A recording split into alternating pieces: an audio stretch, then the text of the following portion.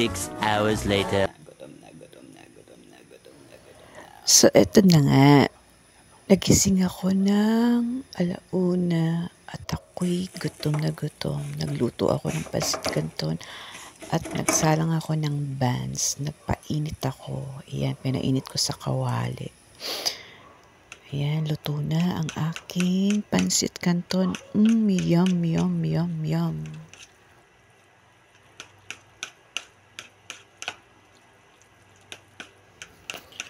At hindi na nga ako makapaghintay. Takam na ako sa pancit canton. Yung pati yung plastic pinakulo ko na sa sobrang gutom ko. At eto na nga, chow fan na. Nako naman, pinalaman ko yung pancit canton sa buns na may margarine. Ay, ang sarap. Wow naman. Sino ba naman ang hindi matatakam? Tingnan mo naman kung paano ko kumain at lumamon. 2 pancit canton yan, naubos ko. Ay,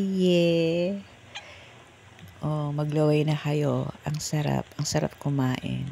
At iniisip ko si Crush. Abangan mo post ko, no? Inaabangan mo post ko, no? Inaabangan ko rin ako, no?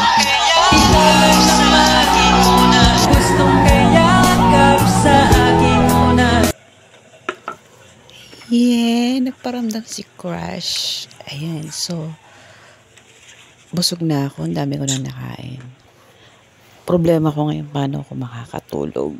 Iniisip ko, paano ako makakatulog sa sobrang busog ko? My God. Mag-online ako, hindi naman online si Crush. Naka-online dun sa isang account niya. Oo naman, putik buset. Ewan.